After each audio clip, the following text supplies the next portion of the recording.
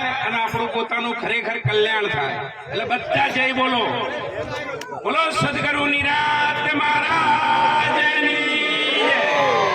બોલો સદગુરુ ગિરધારી રામ મહારાજની જય. બોલો સદગુરુ પરધીરામ મહારાજની જય. બોલો સદગુરુ પ્રવીણ રામ મહારાજની જય. પધારેલા હરિગુરુ શાંતની જય. ભજન કરાવે એમની માત પિતાની જય.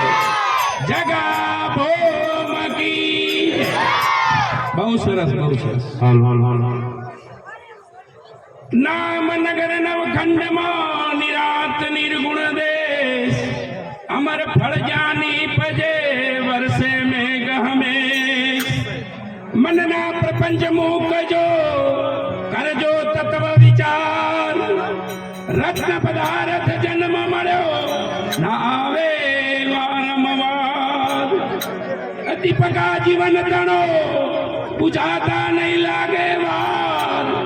સતગુરુ ગિરધારી મહારાજ સાચું કહે કરો ને તત્વ વિચાર.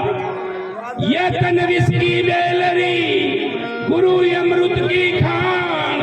शीश दिए जो सतगुरु मिले तो भी सस्ता जान. बोलो सनातन धर्मनी जय. હવે ખરેખર આ ગુરુ મહિમા છે. ખરેખર આનંદ સ્વરૂપ આત્મા, પણ આપણે આત્માને ઓળખતા નથી. આનંદ આત્મા એ અખંડ ધન છે, પણ એ ધન પ્રાપ્ત કરવા માટે સદગુરુ મહારાજના શરણે જવું પડે. એમને આ ધન પ્રાપ્ત થતું નથી. આ અખંડ ધન છે. બીજું ધન તો વધઘટ થશે, પણ આ ધન જો પ્રાપ્ત કરી લઈએ ને તો ક્યારેય વધઘટ થતું નથી પોતાના કલ્યાણ માટે. હવે આ ધન પ્રાપ્ત કરવા માટે માણસ અનેક ઉપાય કરે છે. કોઈ જપ કરે, કોઈ તપ કરે, કોઈ વ્રત કરે, કોઈ ઉપવાસ કરે, કોઈ દેવી દેવતાઓની પૂજા કરે, કોઈ દેવળે દેવળે દર્શન કરવા જાય, પણ પરમાત્માની પ્રાપ્તિ થતી નથી. કે આનો સાચો માર્ગ કયો છે આપણે જાણતા નથી. આ બધા તીર્થે જઈએ પણ અંતકરણ આપણું શુદ્ધ થતું નથી. કારણ કે આપણે પેલું ગુરુનું શરણું સ્વીકારવું પડે તો જ આ પ્રાપ્ત થાય. એનો સાચો માર્ગ કયો છે આપણે શોધવો પડશે. એક જ પાણી, એક જ પથરા, એક જ નાવ કા આરા, એક મૂર્ત મેં ऐसी देखी જેના રામ કૃષ્ણ પુજારા. રામ અને કૃષ્ણને જો ગુરુ કરવા પડ્યા હતા, ગુરુ ભક્તિ કરી તો જ એમને પરમાત્માના ભેટો, ખુદ પરમાત્મા હતા તોય ગુરુ ભક્તિ કરવી પડી. તો આપણે નહીં કરવી પડે? એમને પરમાત્માનો ભેટો થાય નહીં. મનુષ્ય દેનો એ રે મંત્ર અવરને નહીં અધિકાર. મનુષ્ય થયા પણ મંત્ર ન જાણ્યો ઠીક ઠીક તેનો અવતાર.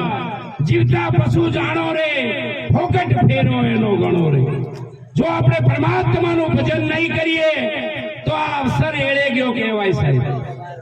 ખરેખર કોઈને સદગુરુ મહારાજનું શરણું સ્વીકાર્યું હોય તો બરોબર છે, પણ ન સ્વીકાર્યું હોય અને પોતાનું કલ્યાણ કરી લેવું હોય તો ખરેખર બધાને બે હાથ જોડી મારી વિનંતી છે કે કોઈ પણ મહાપુરુષનું શરણું સ્વીકારી લેજો. આ પ્રગટ પરમાત્મા બેઠા છે. તમે ઘાટ જોવા જશો તો મેળ નહીં પડે. જે અગાઉ મહાપુરુષો હતા એ જ મહાપુરુષો આ બિરાજમાન છે પ્રગટ પરમાત્મા. પણ આપણી દ્રષ્ટિ હોય તો, જો દ્રષ્ટિ ના હોય તો આ કોઈ મેળ પડે નહીં. એટલે ખરેખર આ ગુરુ મહિમા છે. આજે ઘણા મહાપુરુષો છે. એટલે આટલું કહી સદગુરુ મહારાજના ચરણોમાં મારી વાણીને વિરામ આપું છું. બોલો સનાતન ધર્મની જય.